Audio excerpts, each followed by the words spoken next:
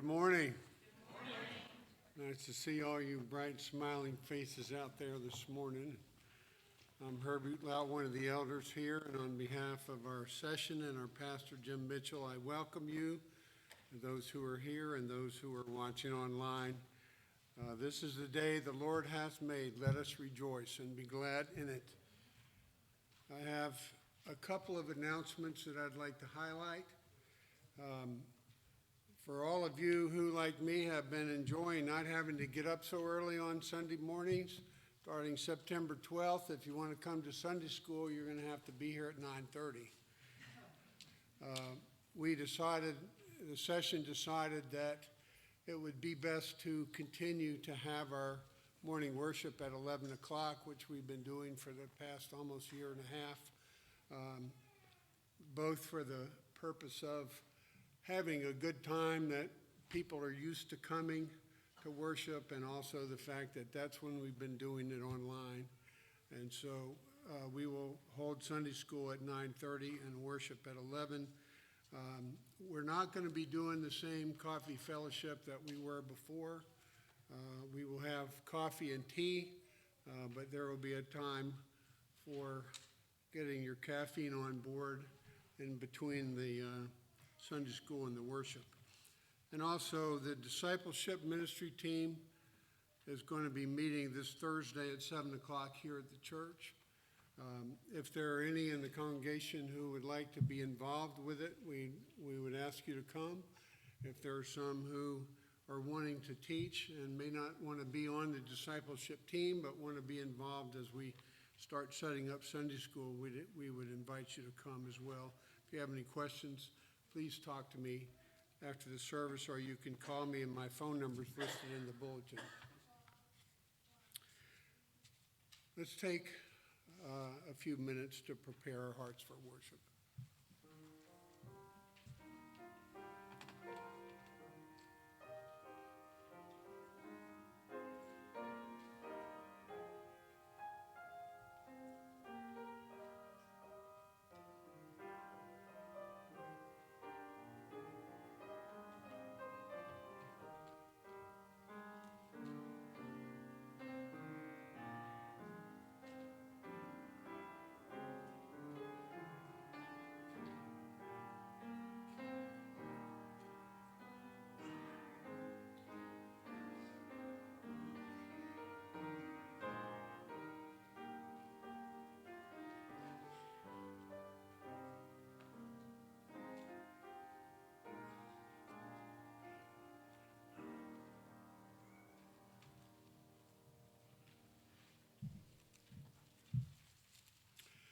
Our call to worship this morning is taken from Haggai chapter 2 and verses 6 through 9. Haggai 2 and verses 6 through 9. For thus says the Lord of hosts, yet once more in a little while I will shake the heavens and the earth and the sea and the dry land, and I will shake all nations, so that the treasures of all nations shall come in, and I will fill this house with glory, says the Lord of hosts. The silver is mine and the gold is mine, declares the Lord of hosts. The latter glory of this house shall be greater than the former, said the Lord of hosts. And in this place I will give peace, declares the Lord of hosts. Our God is the Lord of hosts. And that was repeated a number of times in this passage. And it is he that we have come to worship this morning. And let's begin with our hymn number 8 from the Trinity hymnal, Mighty God, While Angels Bless You. If you would stand and let's sing together.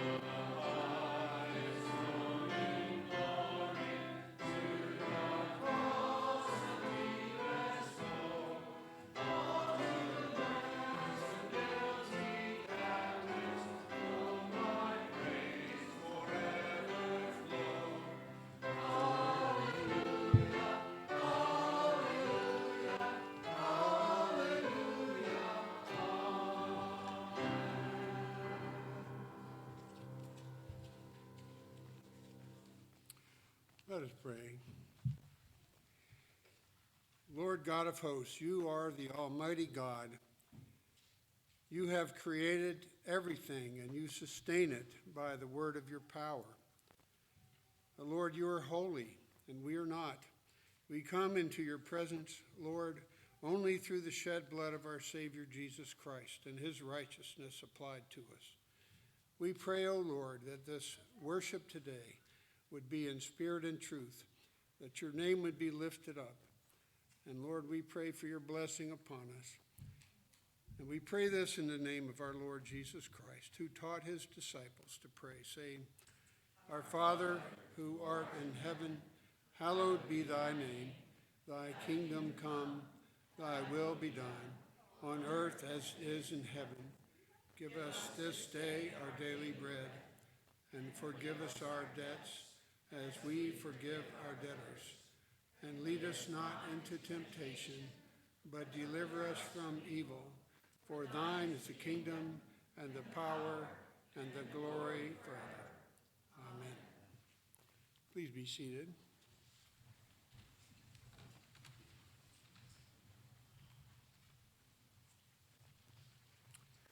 As our God is holy and we are not, it is appropriate for us to confess our sins.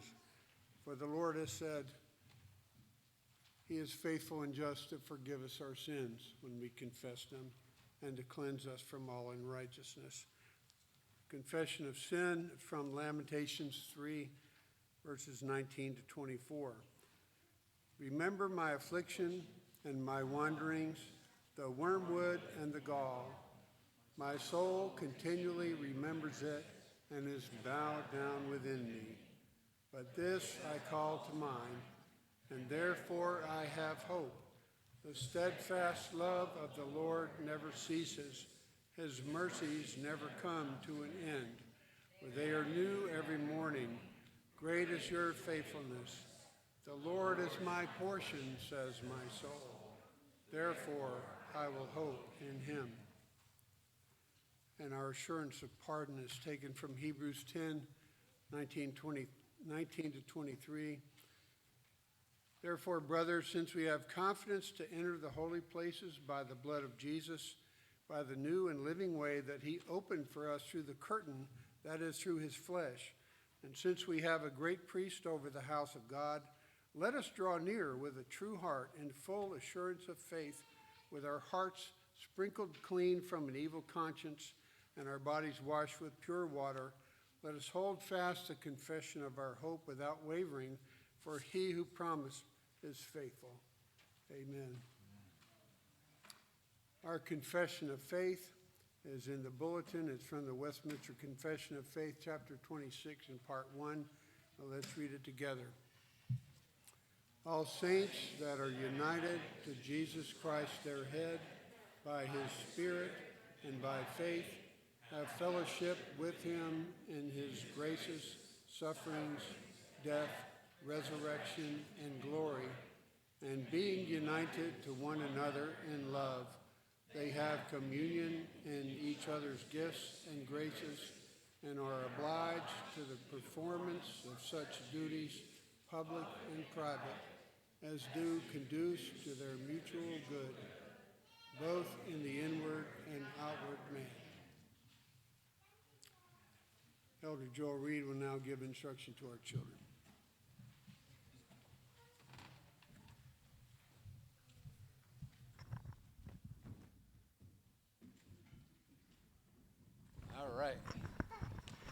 All right.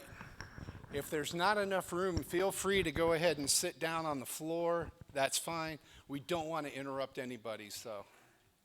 Wow, what a group. Do you know what? It's a lot of you, isn't there? Well, you know what? We are having a family reunion at our house this week. And you know what? There's going to be 16 of my family that are going to be with us. My mom, dad, and sister were the first 3 to come in.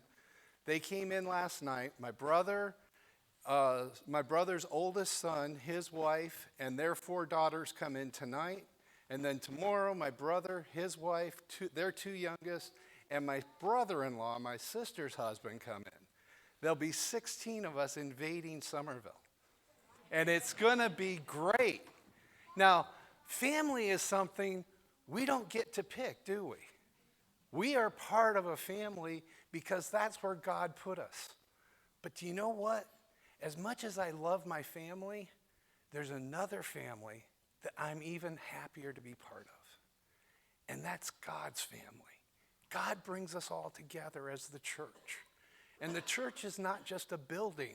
It's a group of believers. Everybody that believes in Jesus is part of the church.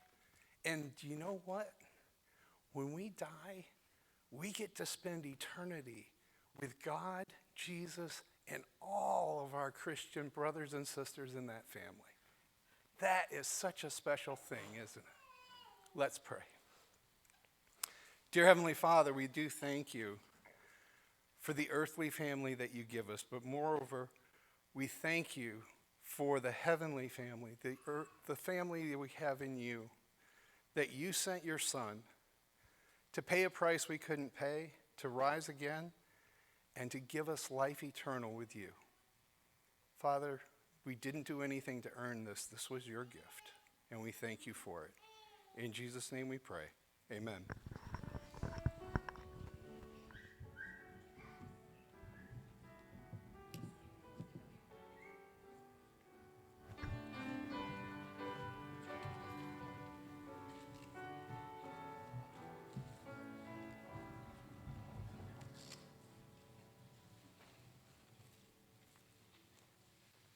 Thank you, Brenda. It's good having you back.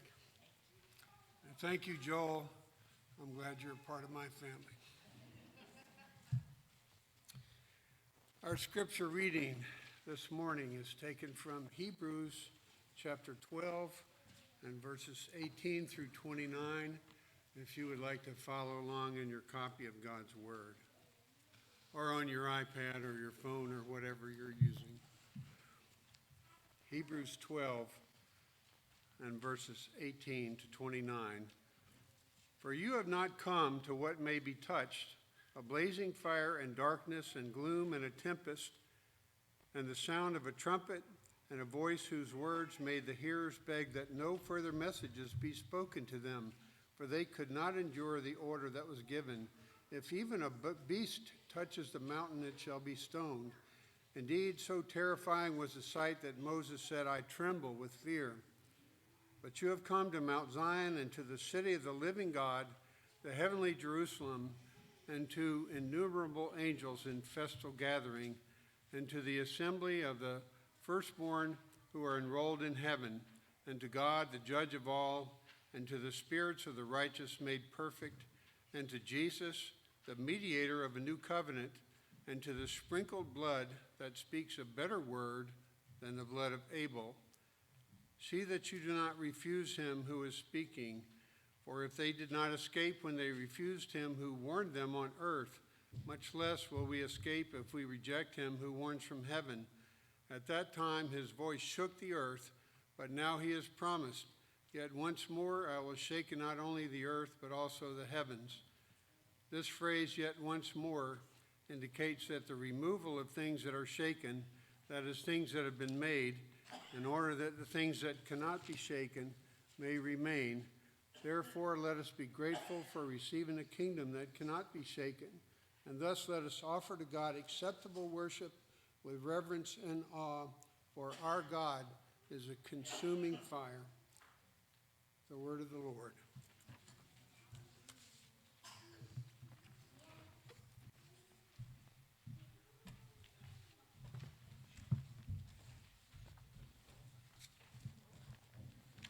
Let us pray together. O Lord, you are great and greatly to be praised. We thank you, Father, for this day which you have made. We rejoice in it. We rejoice in you, who you are, and what you have done in the Lord Jesus Christ, chiefly for the remission of our sins, his atoning death, his righteous life, for adopting us as sons and daughters of the Most High, calling us to be part of your own family. Oh, what love this is. And as you have been faithful to your covenant people of old, to Abraham, Isaac, and Jacob, and also to your church in every age, even in times where they are few in number who confess your name. O Lord, whatever the future may hold, we know that you are sovereign and that none of your enemies shall prevail against you, that you will guide your people till the very end, till Christ's return, or until we die and go to be with you. Yet shall we live, and there will be a heavenly Jerusalem, a holy city, a new heavens and new earth, where your presence dwells, and the light of your face, your glory will shine, and we will never end the praises that we sing with the angels there. We look forward to that day, and thank you, Father, for your wise plan and using your word. Sanctify us by your word today, we pray. Make us more like Christ, our Savior and our Lord. And Father, if there are none that have not yet confessed Christ, we rejoice in that. But if there are some who have not yet found him by faith, that if you have not yet opened their hearts to receive him, do a work today. Regenerate their soul, that they may live, turn from sin, and turn to Christ. We pray this knowing that you are a great God and that nothing is too hard for your right arm. We pray that your church would be revived and reformed in our own day, that you would use your people as salt and light, that you would aid us as we seek to speak the gospel to our neighbors and seek to live it out in deeds of love. Help us as families, as the people of God, as you've called us to be a family together. Bless our elders and deacons. Bless those who teach. Lord, we lift up the Good News Club ministry and those who have met yesterday concerning that. We pray that you would raise up one to lead this ministry in the days to come, if that would be your will, Father, for the good of these children in the public school system in Knightsville. Father, we know that your people, the greatest blessing that we can bring is to bring the gospel of the Lord Jesus Christ. And we pray that that gospel would be at work amongst our youth. We thank you for our youth group and pray that you would continue to use your word amongst them, bolster their friendships, lead us into times of fellowship where we can go to Bon Clarkin together for conferences and retreats. We thank you for the work of that conference ground, for Camp Joy. We pray that you bless that ministry, the ministry to adults in the Family Bible Conference, the music conference, and others. And we ask, Lord, that you would open hearts and continue to work through those who are on staff there, those who lead, those who teach, and those who will attend these things. Father, we pray that you would raise up missionaries from amongst our own number, not only our youth, but also if you would give us the opportunity to go on a short-term mission trip, we pray that you would stir the hearts of young people and adults as well, and that you would call some to perhaps a medium term of service on the mission field for a year or two. And if it would be your will, a long-term commitment to put the hand to the plow, to go and leave worldly comforts behind in many cases, to sow your word, to sow the seed of your word, which never returns to you void, but accomplishes the purpose you have for it abroad. We do pray for the mission fields in Wales and in Spain, in Germany. Father, we long to see the mission field in Mexico return. We thank you for the over century of your word being sown in Pakistan, and our brothers and sisters in the ARP Synod of Pakistan there. We pray for the hospital and its work in Sahiwal. Lord, bless those who lead, bless the Ackermans, doctors and nurses, and those who come for medical care. May they receive good medical care, as that hospital has a reputation for, and also the gospel of the Lord Jesus Christ.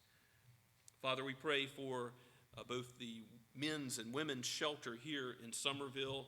We pray that this would also be a practical way the love of Christ is shown to our neighbors. Father, we ask that you would bless your church all around the world, here also in the churches in the Low Country that preach Christ. We thank you for so many and ask your blessing on Shem Creek and Mount Pleasant in particular, for our PCA and OPC brothers and sisters and other Reformed congregations and other evangelical congregations as well. We rejoice in the fellowship we share in the gospel, in having the same Lord and Savior, and indeed the same eternal home, the same family membership. What a joy, what an eternal bond greater than anything in this world. And so, Lord, we pray that you would help us to live our days on this earth as pilgrims going to a better land. And, Father, we do pray for your judgments, your justice to rain down, to come like an ever-flowing stream in this world. We pray and long to see with our own eyes an end to the practice of abortion. Father, we know that there is much that's being called good that is evil, and much that is evil that is being called good. We pray for clarity, particularly of the next generation, in understanding your word and how it applies to human relationships and marriage in particular. Father, we ask these things knowing that you are capable to withstand the assaults of the evil one against us. We are weak, but you are strong, and you have sustained your church in ages past, and so you have promised that the gates of hell will not prevail against her. And so, Lord, glorious things are spoken of your church because of your glory at work in her. And we thank you for that. And it is with confidence we pray in the name of your most holy Son, the Lord Jesus himself, who reigns on high. Amen.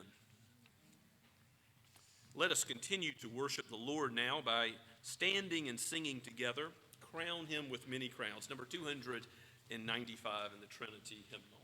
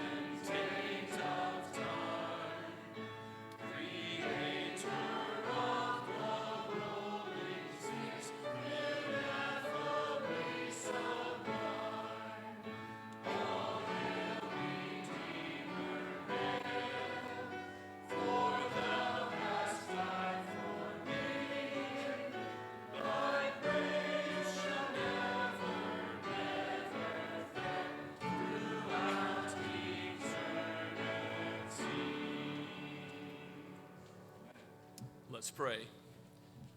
Oh, Father, potentate of time, creator of all time and space, this world is yours and everything in it. You own the cattle on 1,000 hills. And indeed, our lives are yours. We were bought with a price, the precious price of Christ's blood. And so use us for your glory. Glorify yourself in all that we are, whether we eat or drink or do anything else. May it be for you. Forgive our sin and give us the grace by your Holy Spirit to live lives of thanksgiving. Use what we give now in tithes and offerings, not for the glory of any man, but for your name and your fame to be known throughout the world. We pray in Christ, our Lord and Savior. Amen.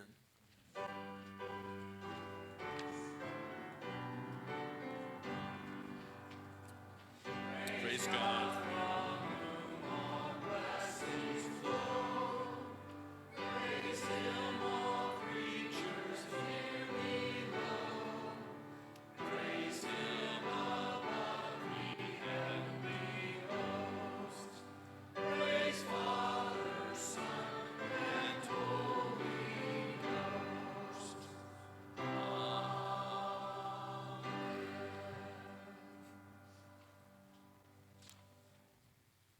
Please be seated and take your copy of God's Word and turn with me once again to the Psalter for our series of a summer in the Psalms. We're looking at Psalm 48 this morning.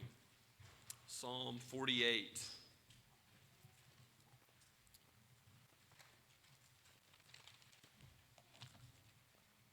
This is a psalm of praise, a psalm of the sons of Korah, one in a trio of 3 psalms that are similar in theme. And here we will give our attention to God's glory dwelling with his people, dwelling with his church in Mount Zion. Let us read God's word from the pen of the sons of Korah and breathed out by God's Holy Spirit for each of us today. A psalm of the sons of Korah. Great is the Lord, and greatly to be praised in the city of our God. His holy mountain, beautiful in elevation, is the joy of all the earth. Mount Zion in the far north, the city of the great King. Within her citadels, God has made himself known as a fortress. For behold, the kings assembled. They came on together. As soon as they saw it, they were astounded. They were in panic. They took to flight. Trembling took a hold of them there, anguish as of a woman in labor. By the east wind you shattered the ships of Tarshish. As we have heard, so we have seen. In the city of the Lord of hosts, in the city of our God, which God will establish forever. Selah. We have thought on your steadfast love, O God, in the midst of your temple. As your name, O God, so your praise reaches to the ends of the earth. Your right hand is filled with righteousness. Let Mount Zion be glad. Let the daughters of Judah rejoice because of your judgments. Walk about Zion. Go around her. Number her towers. Consider well her ramparts. Go through her citadels, that you may tell the next generation that this is God, our God, forever and ever. He will guide us forever. Let us ask his help now.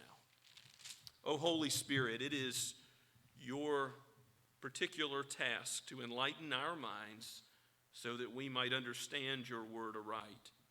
And so we do pray now that you would not give us a fleshly understanding, but focus our attention on you and your glory, and work in us what is pleasing in your sight, that we may behold something of who you are and what you have done and are doing and will do for your people. For we pray all this in the name of our elder brother, the Lord Jesus himself. Amen. Well, they call Charleston the Holy City. There's a reason for that, the number of churches, but this is about the holy city in Jerusalem, Mount Zion, the city of our God.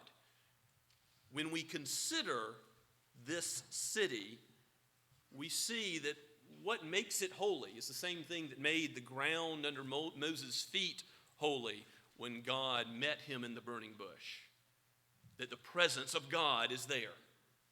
The presence of God in the temple. And just as Jesus talked to the woman from Samaria, the woman at the well, and told her that we don't have to worship God here on this mountain or another, that we can worship in spirit and in truth in all places in the new covenant. There was a special way in which God called his people to journey to Jerusalem, to lift their eyes to the hills and to go there to worship the Lord. As we think about Jerusalem, its topography, it's a series of mountains, and the temple is in the middle of them.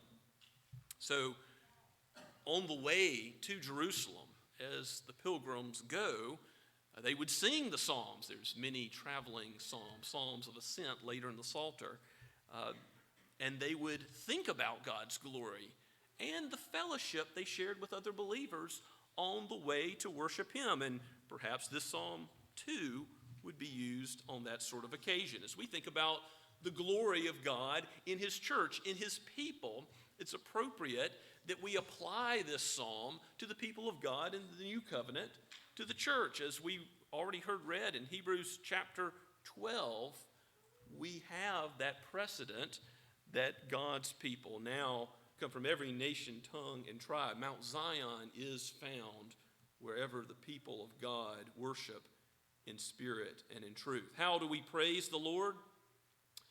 We praise him for his attributes. Great is the Lord, for his perfections. He's greatly to be praised. And how many of the Psalms go through specific reasons why we should praise God for this or that of his attributes. And we'll see in this Psalm some particular attributes of God highlighted as well. That there is a call to praise God in his city, on his holy mountain, which is beautiful in elevation, we read in verse 2, or beautiful in its situation, the way it's on high. Certainly we can appreciate the beauty of a mountain scene. And I don't know if this is a coincidence or God's providence, but Bon Clarkin, our ARP conference grounds, it's about the same elevation as Jerusalem, 2,000 feet plus a little bit. So if you've ever gone for a camp or conference there is something beautiful about just the natural scenery. And also a reminder that God is majestic in creating the rolling spheres, that he made all of this world, and we are small, and he is big. So his holy mountain, beautiful in elevation, is the joy of the whole earth, we read in verse 2. When was that true? When was it true that the nations flocked to see Israel as the highlight of the world? Well, not too often in Israel's history, perhaps around the time of Solomon. Remember how the Queen of Sheba comes and seeks out Solomon's wisdom? But Mount Zion is the city of the great king.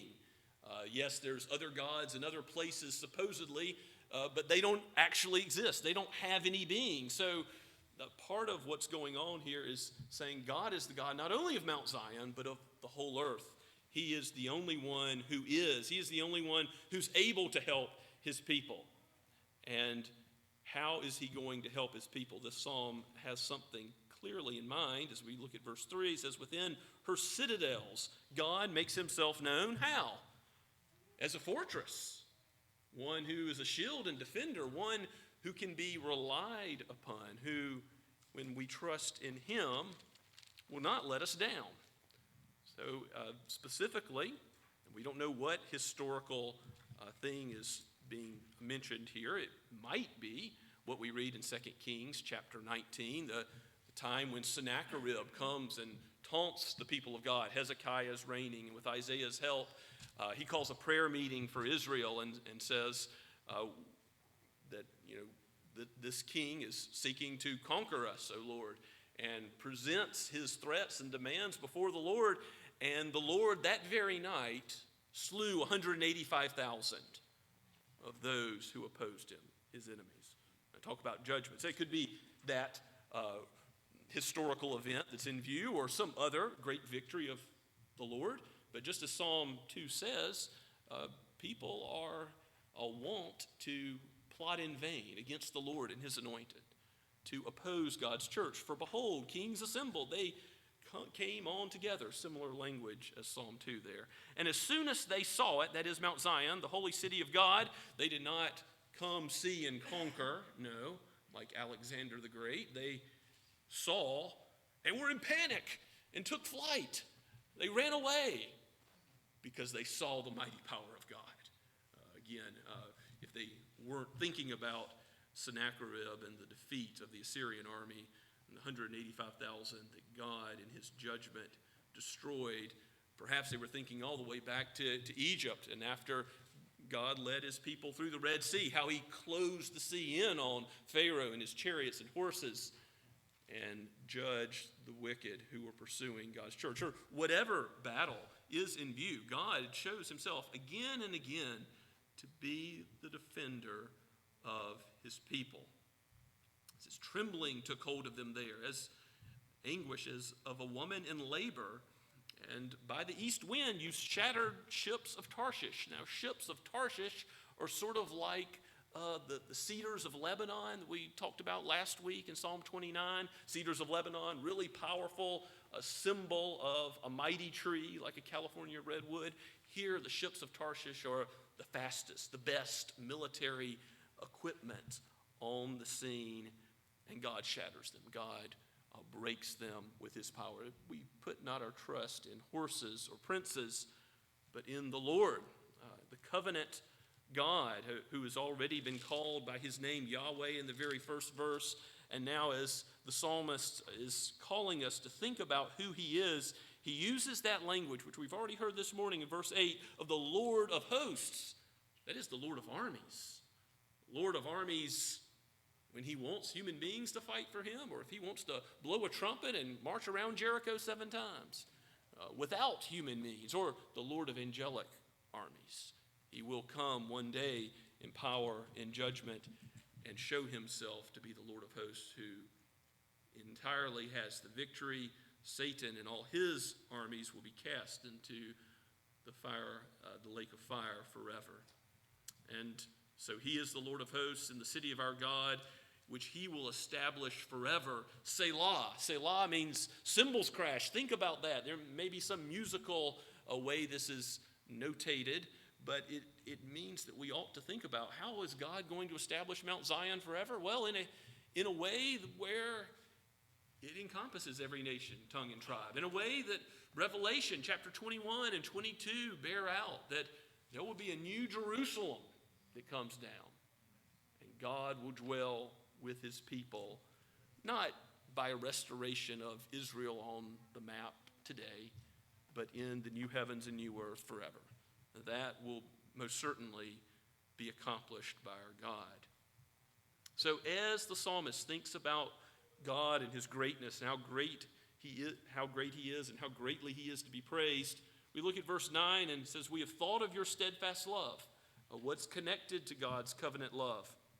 In the midst of your temple. So as they're worshiping in the temple, they're thinking about God and his love. Just as we are gathered together for worship today, we've confessed our sins, we've thought about the gospel already, we have thought of God's steadfast love, and may we continue to consider who he is and what he's done through Christ to atone for our sins, that Christ would pay the penalty we deserve to pay, that he would live the righteous life we could not live, so that God would accept us into his holy presence, his all good presence, his omnipotent presence, which is able and willing to judge every sin, but he judges those sins on the cross instead of in us, because Christ voluntarily laid down his life as a ransom for many. If that's where your trust is, you are safe from the wrath to come. If you have not yet trusted in Christ, know this joy.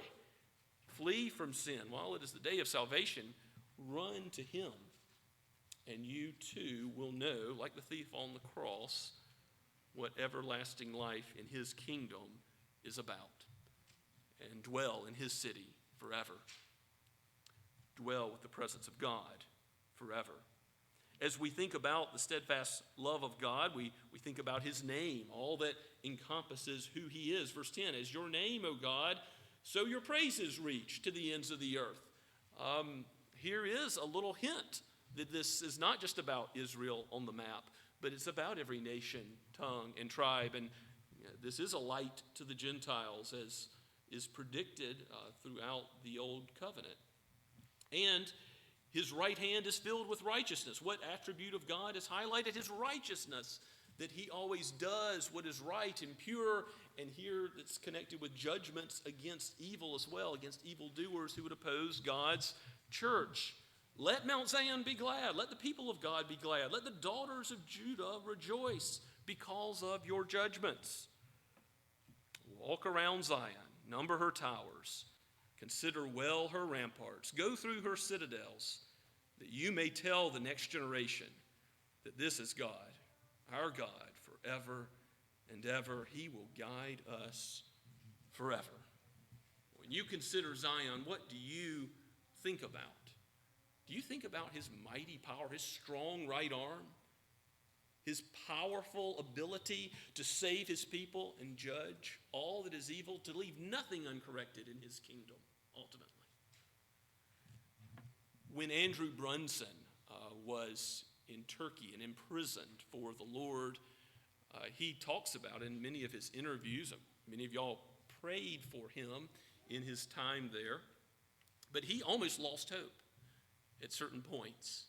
And what was an encouragement to him, what God ultimately used, was his connection to his wife and to the church, to know that so many were praying for him, to know that the people of God, that he had communion with the people of God, even though he was all alone in prison. You think about the Apostle Paul and all that he went through, all the imprisonments that he underwent. He went from a persecutor to being the persecuted. And that was not unlike what Christ said we ought to expect. They persecuted me, so they will persecute you also. But what was his hope, Andrew Brunson's hope, the Apostle Paul's hope, our hope in any time of trial or trouble? That we know the God who is our fortress. And even though we're not promised anything in this life, we know that ultimately God will lead us. Look at what it says in verse 14.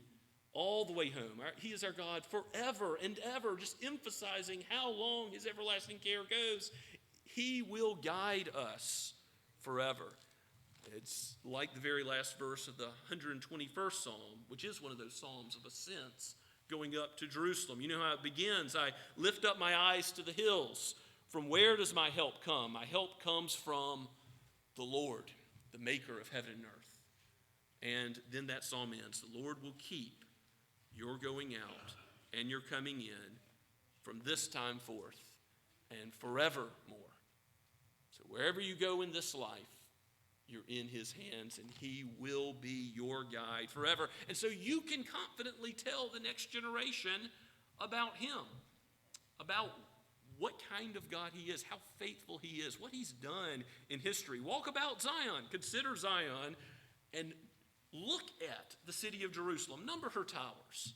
See how strong God is by reading through the Old Testament. In fact, read through human history.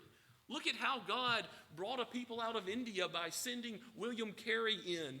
You read Christian biography of men who were called to the ministry and who did not give up hope but sought to glorify God in difficult circumstances. Walk about Zion, consider her ramparts, go through her citadels. Consider your own history here at Scots Kirk.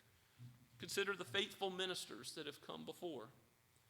Consider those that founded this church, that went through worship in different locations and all the difficulties of a church plant. I was just talking last Sunday with our guest pianist who was so encouraging as she talked about how from year to year she's seen the individuals in this church, the growth of the church body in number and in spirit. And what an encouragement that was to me to think about all that God has been doing. But what he's done through some saints who have already gone home. We have communion with them. We have communion with all the saints from of old and who will come in the future. We will gather together around the great throne of the Lamb and worship him forever. But now it's our task to tell the next generation. We've been praying that missionaries would be raised up. I'm going to keep praying for that we would tell of Christ's greatness here in Summerville, in whatever future God has for this land, for this state, for this city, and that some would go to places that are even more difficult, that his name would be praised. Think about those that seek to shepherd you, your elders, the deacons here at Scots Kirk who seek to do mercy ministry. Both your elders and your deacons, I can tell you, labor over you in prayer to the praise of God's glory. And may the Lord strengthen and give us not only a fellowship with our leaders, but with one another, where we are united in spirit and in the truth, and we are ready to forgive one another when there has been any wrong done, where we are ready to be patient with one another, and we are ready to follow together the call that Christ has given us to proclaim his word. For we have no other mission other than to serve our Lord and our King. This is not a human organization, but it is called by Christ. He's the king of the great city.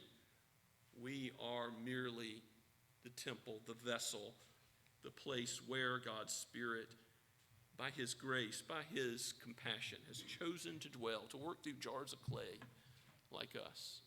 May God bless our fellowship, that the world may see that we are one and glorify him. And may he give us joy. May he give us a warm-hearted rejoicing in the fellowship we share in Christ.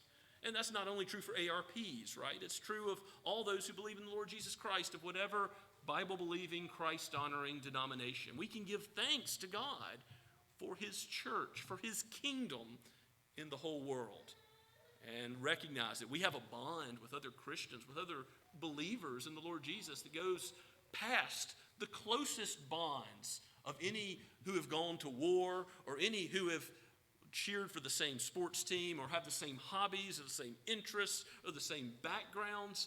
Here, God has brought us together, every nation, tongue, and tribe, to be accepted for one reason, because of the work of Christ and nothing that we have done. To his name be the praise and the glory now and forever. Let's pray together. Father, we give you thanks for this text, for the sons of Korah, which led in worship long ago. Help us to worship your holy name, both here on your day and in our lives. May it be our constant refrain to give you the praise you are due, for you are great and greatly to be praised. We thank you for your church, for what you have done and are doing and will do for your people. You are a mighty God and a strong deliverer. And we pray all this in the name of our great King, the Lord Jesus. Amen. Let us now rise and sing God's praises together. This comes from hymn 598, Guide Me, O Thou Great Jehovah.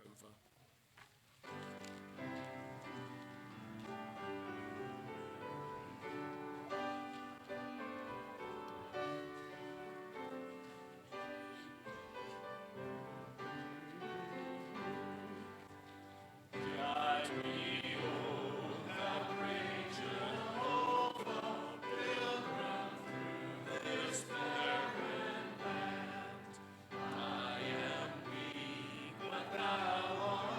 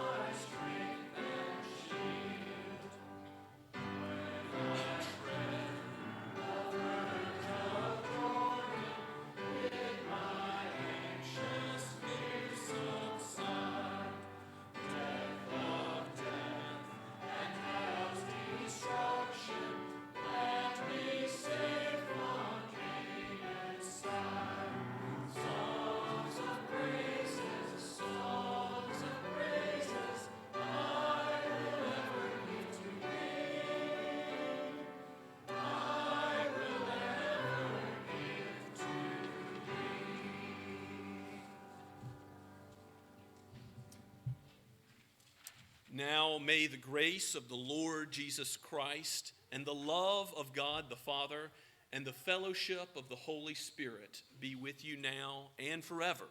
Amen and amen.